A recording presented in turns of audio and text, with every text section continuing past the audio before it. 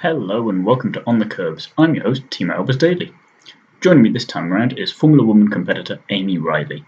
We caught up recently to chat about how she got into motorsport to begin with, what the Formula Woman competition means to her, whether she'd want to work in the world of motorsport moving forwards, and much more. I hope you enjoy our conversation.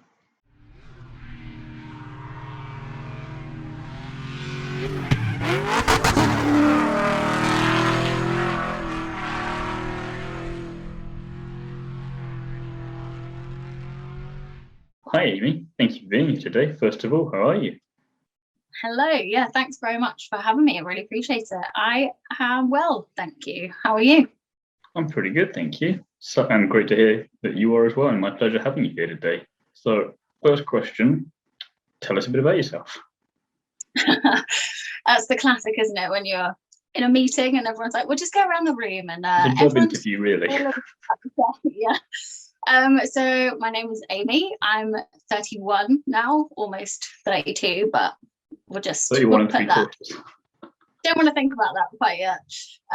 I currently live in North Devon, a little corner of England in North Devon, which is very pretty, but I'm not originally from here. I'm actually from near Birmingham originally, and just came down here at university in Exeter and decided that the beaches were too good to leave. I just was like, yeah, no, I prefer beaches to Wolverhampton. So yeah, never left North Devon. I can understand that. Yeah, they're pretty good here as well. I don't know if you've ever been to North Devon, but beaches are great. Come highly recommended. Yeah, definitely. So yeah, that's pretty much it, really. I don't work, unfortunately, in motorsport. So my job is, yes, exactly, yet. So I actually work in pharmaceuticals. I do the pharmaceutical artwork, so all the little cartons and the packages and things that you're using. That's all you. Yeah. So then, what first got you into motorsport? So I think probably like a lot of people, it was my dad. I think obviously when you're a kid and you look up to your parents, and my dad was my hero. Like, we were best mates, and he was a car salesman and he was also just really, really into motorsport himself. And we always used to watch Formula One when it was on religiously. Every Sunday we had the tradition, we always watched Top Gear in the evenings. And my mum would just be like, I'll leave ticking you to all it. The boxes here, I think. Yeah, exactly. So yeah, I think it was my dad. And he, when I was really, really young, we used to go for walks in a forest nearby, and there's like a little forest track through, and he used to sit me on his lap and let me like drive the car. Yeah. Do the pedals and I'd be steering. And so I think it was mainly that, really, from bonding with my dad and looking up to him is how I first got interested in it. And he actually took me, I was lucky enough to go to Silverstone to see the Grand Prix when I was 6. So that must have been loud. Very loud, but I just remember like absolutely loving it. I was just buzzing. And yeah, seeing it that year, I remember I've got a little picture of me holding a little like Williams toy car at the time that I got when I was there. And yeah, just got the bug, I think, way back then. And I think so if Silverstone doesn't do it for you, then we can't help you. Exactly. If that's not going to get you into it, what will?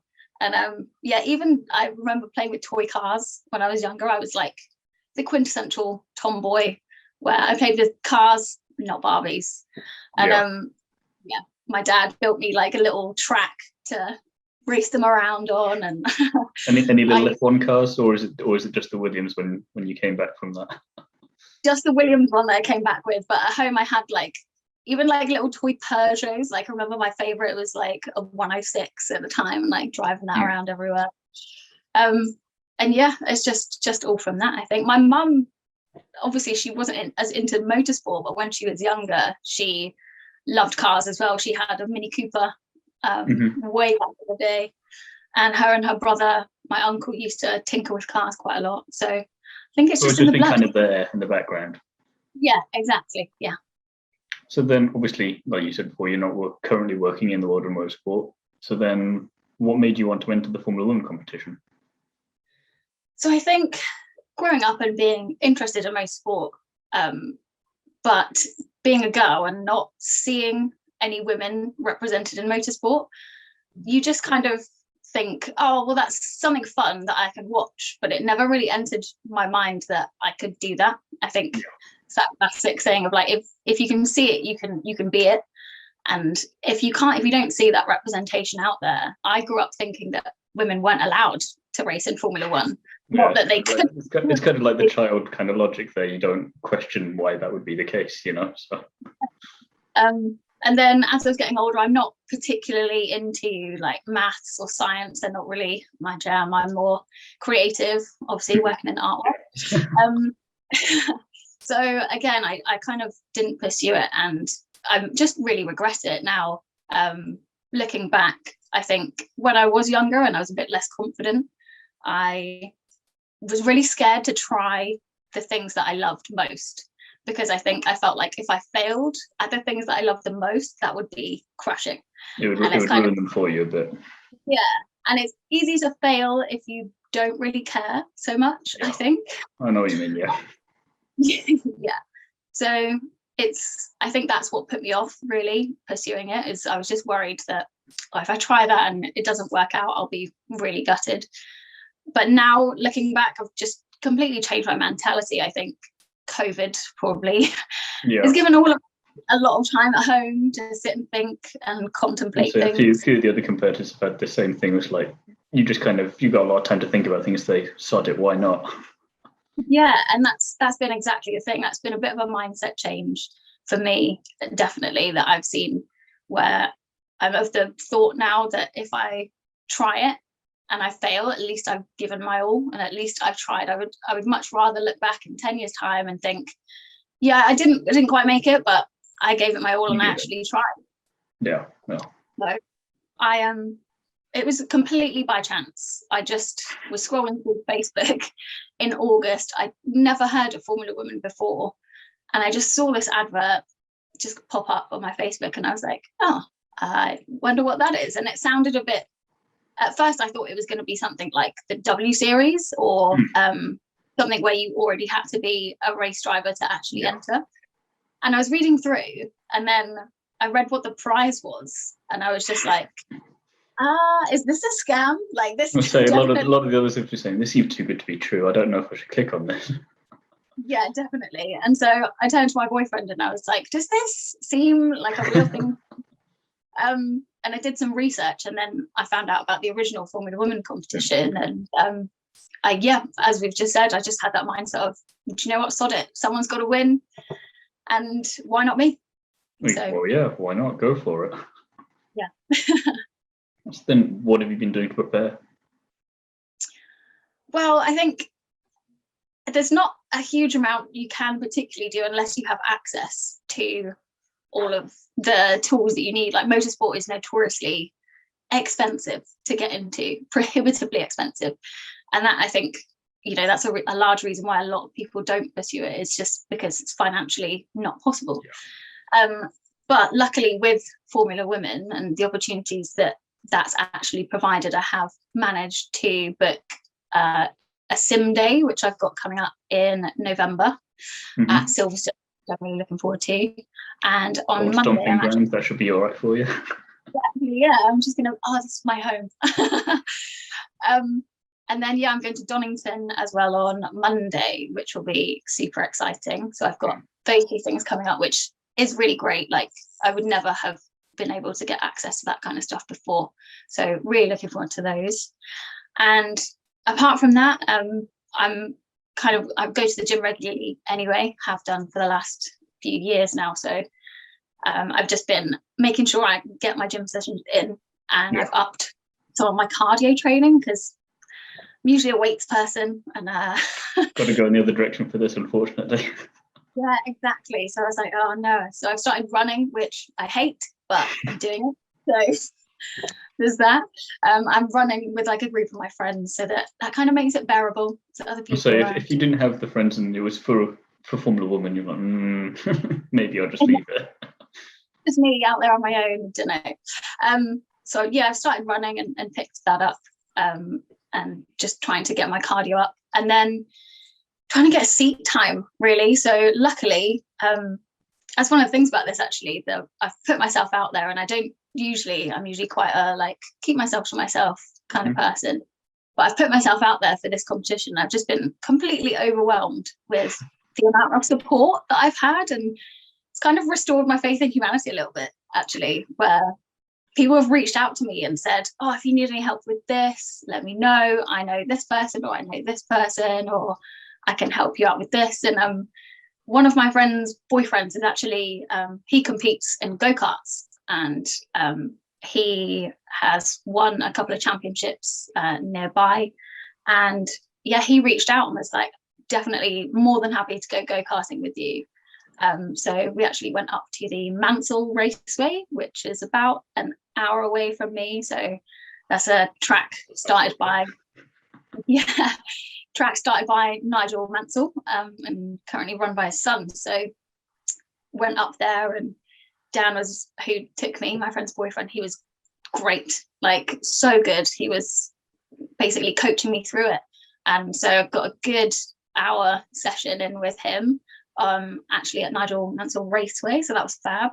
And good excuse to go karting, and you get a bit of free tuition whilst you're there. What's not to love? And it was only my 4th ever time in a go-kart, actually. So was completely new to it, and was completely over the moon, because by the end of the session, I was only 200ths of a second off of Dan's fastest time. I was going to say, how close did you get? Does need to be worried, or? He was pretty worried. He was like, is this your 4th time in a kart? And I was like, yeah. But yeah, he was lovely about it. He gave me a few tips and of how to kind of keep going and get into it. And so that was just been really great. So that's what I've done so far. Yeah, just looking forward to it. Doing everything, going in the right direction with everything. So fingers crossed. Yeah, I'm just really putting my all into it, and just decided I might as well just throw everything at this. And then, yeah, why not? Yeah. You've got nothing to lose here at the end of the day. So exactly, I think that's the great thing about the competition so far, is the emphasis has been very much on, if you don't win, like they've created this community, and you can still pursue motorsport in other avenues even if you don't win this competition. But I'm going to win anyway. But if I don't, always good to have a backup plan just in case. Exactly. Yeah, exactly. I'd say it's as well one of those things. All this training that you're doing now, and the track time in the sim and in the go-kart, it's the kind of thing that you wouldn't normally get unless you had the funding for it or some other way of getting into it. So even if you don't win for whatever reason, as unlikely as that is, you can still maybe wiggle your way in somewhere else by saying, yeah, I've got track time doing this, this and this. So it might help open up some other doors. You never know. Yeah, exactly. And I think, again, the sport is one of those sports where it kind of feels like it's not what you know, but it's who you know. And yeah, the more people you know, the more routes into motorsport, I think, open up to you. So yeah, so far it's been great in terms of that. And living in North Devon at the moment and not having any tracks around us particularly, it's good to speak to people who have got like that experience or that way in. Well, just try to find any little nugget that you can pick up and use for yourself then, isn't it? So precisely, yeah. So then we've kind of skirted around it a little bit, but do you think you'll pursue a career in motorsport of some kind now that you've got the ball rolling with Formula Woman, either on track or off? I hope so. I hope that would be kind of the dream, really. I think my favorite team, and this is a complete coincidence, but my favorite team is actually McLaren. So not because they're sponsoring anything to get in that car. But yeah, growing up, I just loved McLaren. Obviously, it's such an iconic team, and especially now, like in Formula One, it just seems like such a family. I think they've just seemed like they have They're really coming back into their own now, aren't they? Yeah, and Lando, I just love him. I love him. He's my favorite. So I just think McLaren would be the dream. But yeah, I think once you have got the bug, it's kind of hard to let it go. And now kind of realizing how it feels when you're working on something that you're actually passionate about. Not that I'm not passionate about pharmaceutical artwork, but in the same way, It's Yeah, something that's always been there throughout, and you've never really been able to express it in this way before. So being able to get that opportunity, then it's like, oh, maybe I can make that work. Yeah, when it kind of teased that, you realize how much it would actually mean to be able to go on and do this. So yeah, I'm definitely going to pursue it and see what comes of it, really, and see what I can make out of the opportunity, because I think, yeah, it's just too good to let it pass me by. And yeah, I really want to take advantage of it. So whether that's actually racing, which obviously would be choice number one. Oh yeah. I'd love to do that, obviously. And I think probably cars. I don't know. I think I haven't ever driven a single seater, so would love to have a go at that and see. Anyone listening, go and contact her, make it happen. Then you know where I am to come find me. I'll just do it for free whenever. I'll pay. But yeah, so I'd love to have a go at that. But ultimately, yeah, if it led to any kind of other job within motorsport, I think that would be still a plus for me. Revolutionise the artwork of Formula One in some way. Exactly, yeah. I'll just design More the job, cars. Yeah. Nothing major, just a foot in. Nothing major. Yeah. So then, do you have a favourite racing track? I think it has to be Silverstone. I thought it might be, but I thought I'd double check. It's probably feels like a very obvious answer, but I think for a few reasons, really. Number one, it's Silverstone. I mean, it's the home of motorsport, really. It's where, it's where everyone, even if you don't know about motorsport, you're not interested, everyone knows what Silverstone is. So there's a few ones where it's like you just know regardless. So it is one of them. And number two, it's just a great track. I mean, I've only ever driven it on like a game, but for now. But it's a great track. There's just so many like high speed corners. It's a bit of a thriller of a track. It's always makes for exciting viewing, I think. And then number three, the memories for me, going there with my dad. Unfortunately, my dad passed away when I was quite young, when I was only 20. So yeah, any kind of link that I still have with him, I think is really important. So I think, definitely Silverstone. It's got some good memories. 3 great reasons there, I think. Can't argue with any of them. No. So a couple of fun questions to finish off then. The first one being, which everyday task would make a great Olympic sport? See, now that is a tough question. I am a bit torn between taking the bins out, because tension, when someone's like packed the bin really, really full, and you're like getting the bag out and you're like, is this gonna rip? It could rip at any second, and it could be. We're going that route with it. Okay. Or I was thinking about this. How long is the driveway? How long do you need to go with the bag? Is the real challenge there. You kind of got to go through the house, and like, is it dripping? Is the bag like you can walk it through without touching anything else with the gross bin This bag, is writing itself at this point. I think we just need to get a form and just fill it in already. Done. Send it off. It's either that for me, or changing the bed covers, changing the duvet cover, because as a short person, I like, it's tough. And me and my boyfriend race, so we like take a corner would it each. Be quickest? Would it be neatest? How are we measuring this? We do quickest. We take a corner each, and then we're like, go. And then, not that I'm competitive at all. Can't tell. So yeah, probably taking the bin out or making the bed, whichever one sells to the public. Also, not saying that you had a bit of free time and you didn't get bored at all during lockdown, but these are the 2 things that came to mind. Can you tell? Only a little bit. Good. Final question, which is a bit of a topical one today, but I've got it here, so I'll ask it anyway. Would you rather fight 100 duck-sized horses or a horse-sized duck? Yeah, I saw actually that you posted about this, and was it Valtteri that got asked this question? Yeah, that somehow happened. So we're gonna have a link between you and Valtteri for this. Why not? If you have the same answer. Yeah, see what Valtteri says and see what I say, and see how similar they are. I wonder what Valtteri would go for. Actually, that's an interesting. Apparently, he thought about it for a long time, so I'm very intrigued now. I don't know the answer myself yet. That's a very Valtteri response to that, isn't it? To just about it calmly and like questioning. I am probably going to go for 100 duck-sized horses, I think. I feel like personally, I think I would go for that as well. Just I don't know, just the size of the other one would just be a bit too much.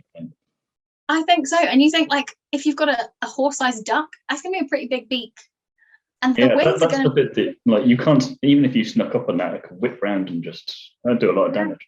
And like the wing flaps. I'm gonna go for the 100 duck-sized horses. I feel like maybe I could befriend them instead of fight them as well. Cause they're small and cute.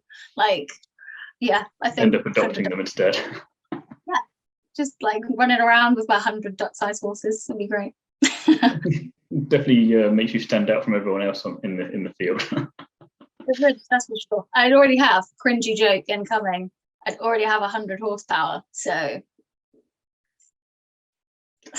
we'll let it out. Had to be done.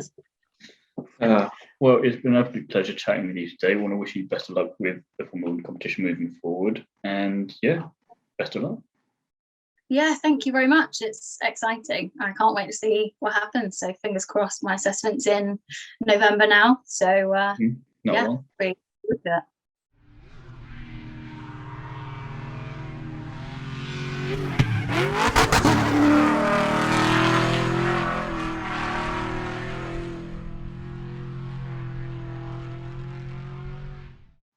It was brilliant chatting with Amy. She really seems passionate about giving her all, and it's awesome to see.